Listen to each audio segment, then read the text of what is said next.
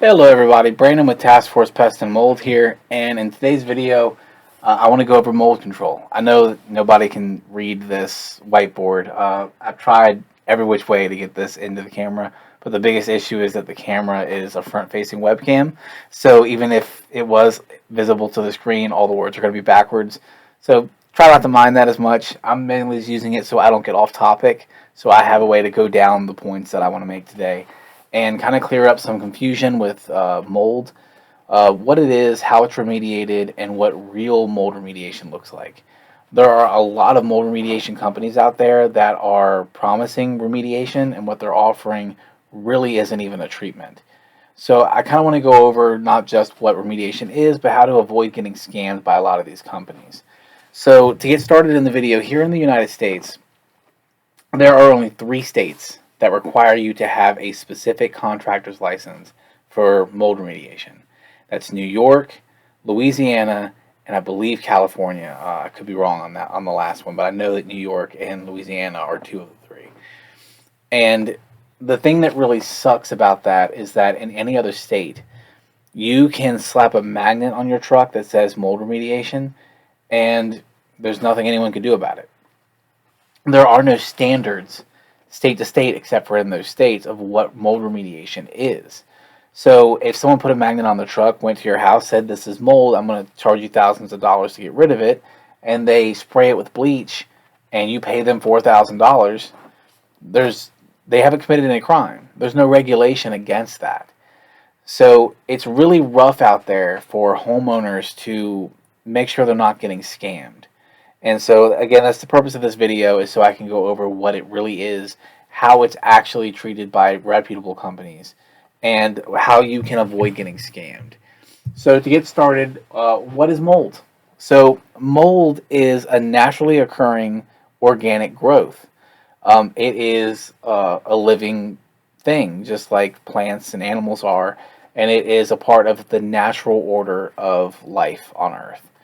So obviously everyone's seen mold. Everyone has a good idea of roundabout what mold is. Mold is a fungus. Fungus is a mold. They are they're in the same vein. Saying that mold is a fungus is kind of like saying a dog is an animal. There are all different kinds of funguses out there. Mold just so happens to be one of them. A question I get asked very often is, what is mildew? Mildew is a type of mold. It's not there's no specific stage that says this is definitely mildew versus this being mold. They're the same thing. Mildew is mold. It's just another word. So when it comes to mold, I kind of have this a little bit out of order, but the things that cause mold is primarily moisture.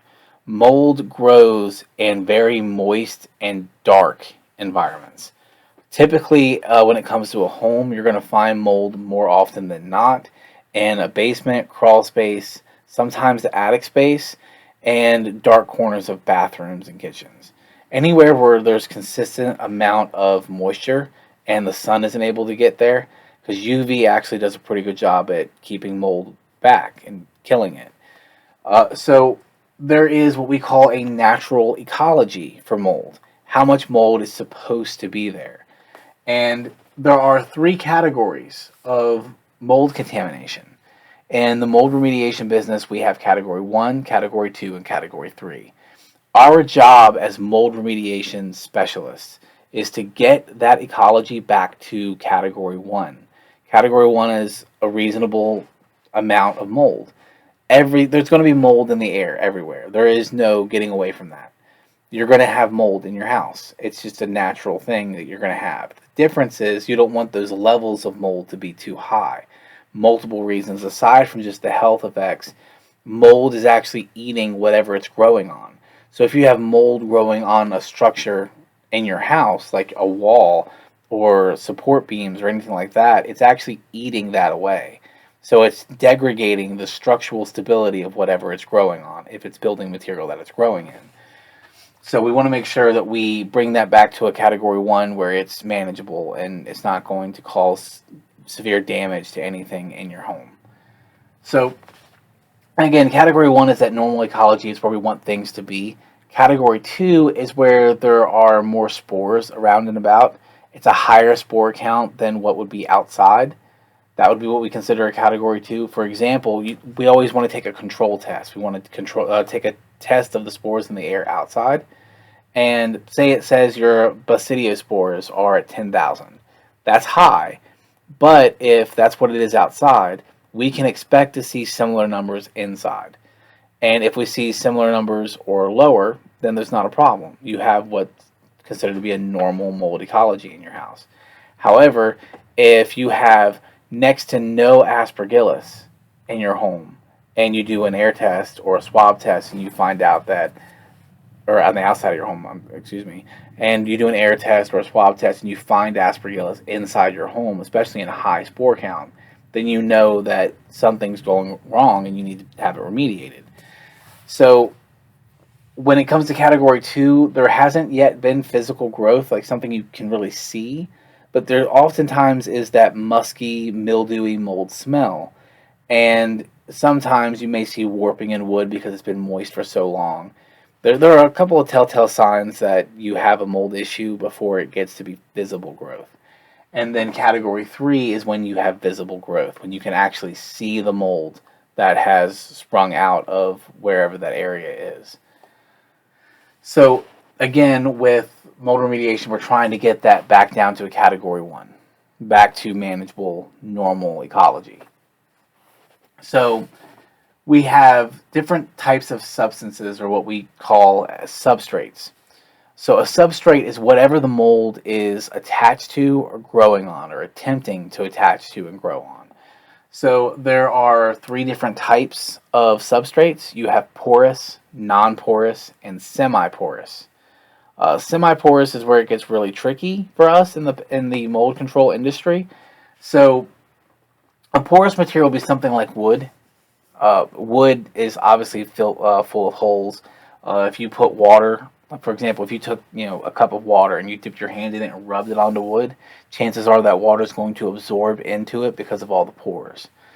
If you get a wood like this where it's painted, or it has like a semi-gloss finish, or even if it's been treated with some kind of water prevention type sealant on it, often we refer to that as semi-porous, because when you put water or something on it, it's not going to immediately absorb into it, but it's not just going to bead off either. It eventually will get into that wood.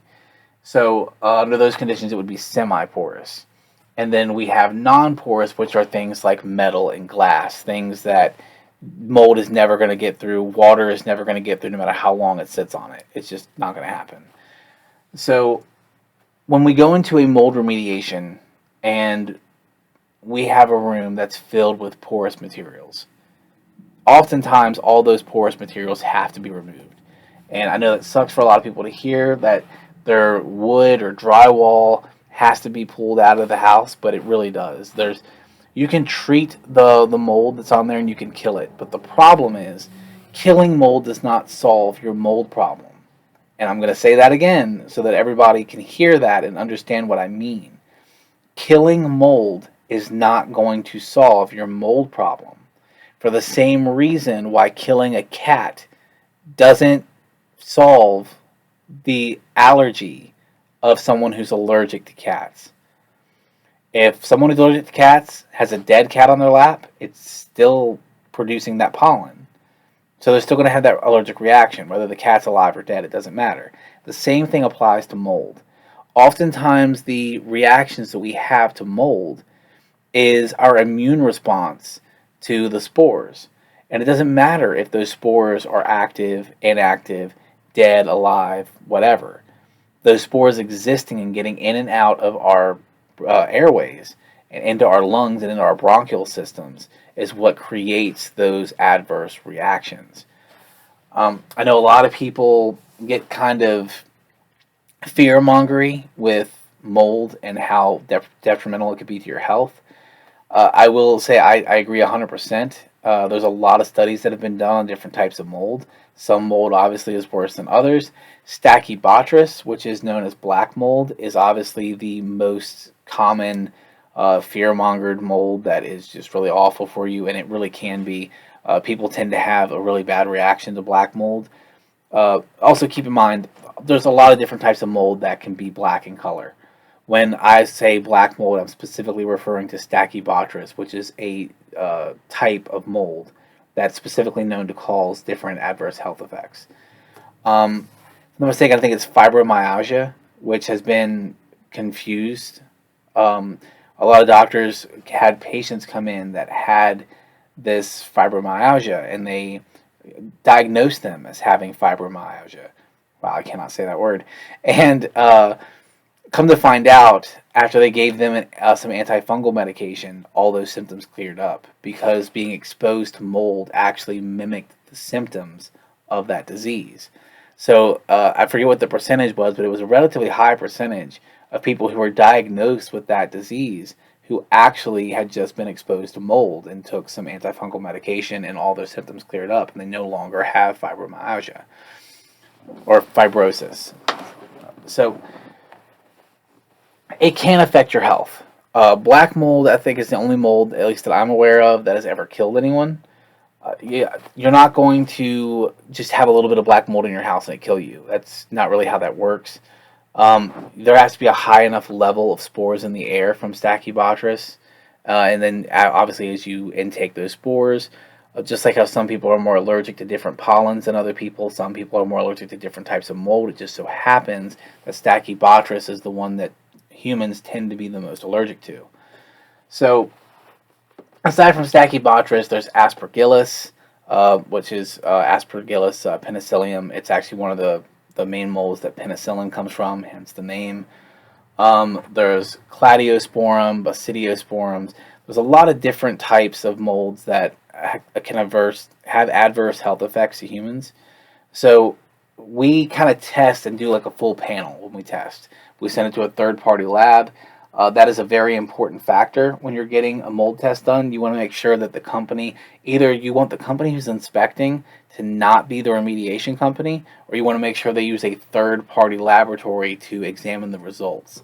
Because you don't want a company coming in being the lab who tests your results and being the ones who remediate, because they have a conflict of interest.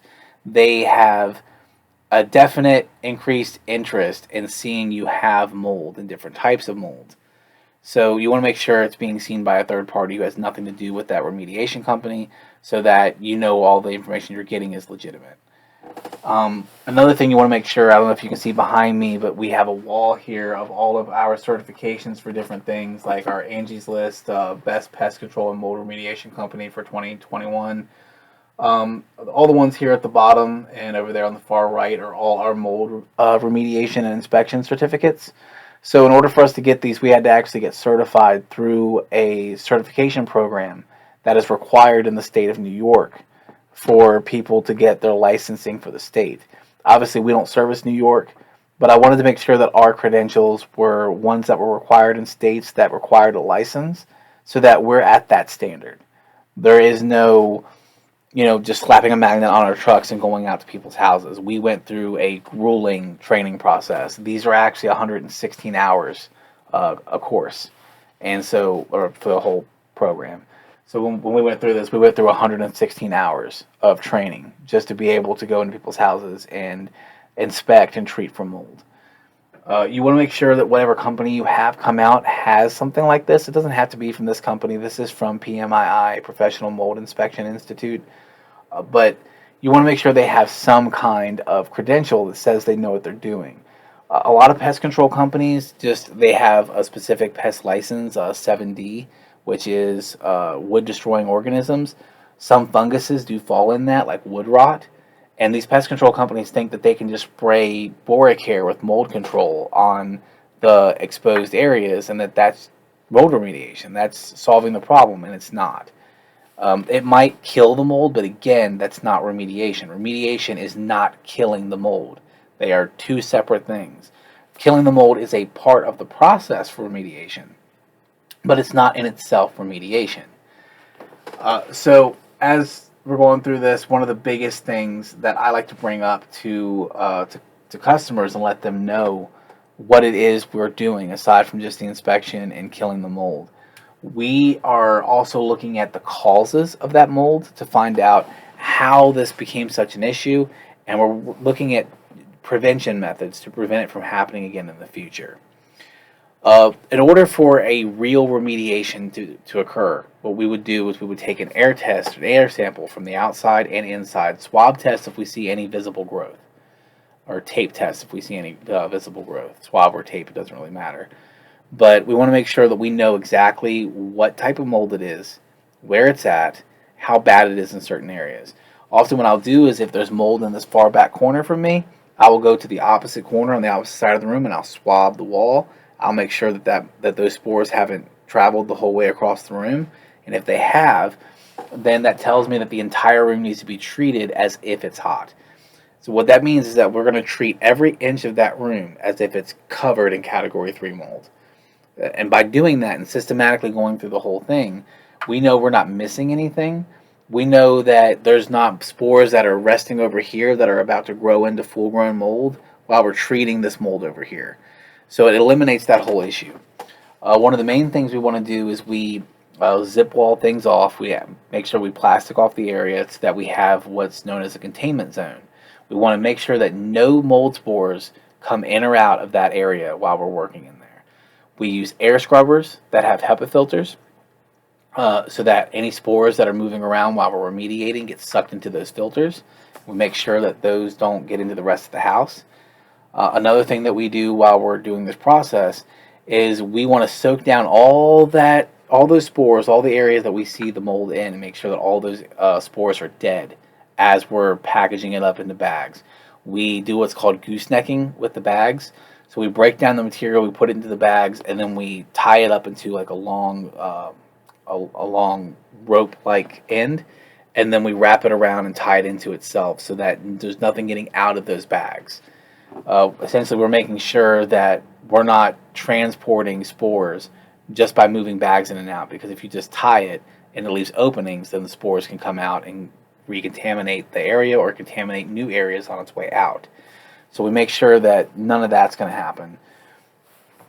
Another thing that we do is, again, anything that's porous has to be removed 100% all the time, unless it's a very slight issue.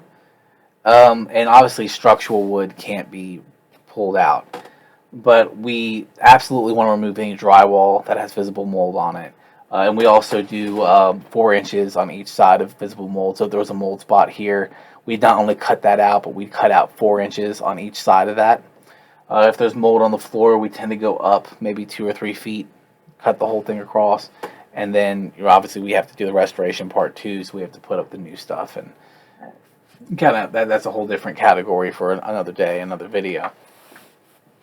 But we remove all the contaminated substrate that has mold on it. Then we treat everything after, because again, we sprayed everything before we removed it. Then we treat everything with something that's going to kill mold, something that's going to penetrate the substrate and actually get inside of it and kill mold from the inside out. So bleach, a lot of people try to use bleach to kill mold with. Bleach does work, don't get me wrong, it is a good mold killer. However, it's a surface level mold killer. If you spray wood with bleach, it's never going to get inside that wood and kill the mold that's growing inside the wood. It's only going to kill what's on the outside. Wood cannot absorb bleach. The molecules for the strains of bleach are actually too large to fit inside the pores on wood most of the time. So it's not going to absorb, it's just going to kind of run right off the wood. And even if it does absorb, it's only going to penetrate so deep before it essentially starts coming back out of the wood. So we've never had good results with bleach unless it's surface level. Anything that's porous and semi-porous you can treat with bleach just fine. You just don't want to treat anything that's non-porous with bleach. We want to use something like Anabex, something that's peroxide-based preferably, so that it's going to penetrate the wood and kill everything and not leave harsh chemicals behind. The next thing that we want to do after we've treated it, removed all the porous material and treated it again, we want to make sure that any fiberglass, like insulation, things like that, is all replaced. Carpeting is replaced. Most of the time the furniture, upholstery, and things have to go because you're never going to get mold out of a porous material.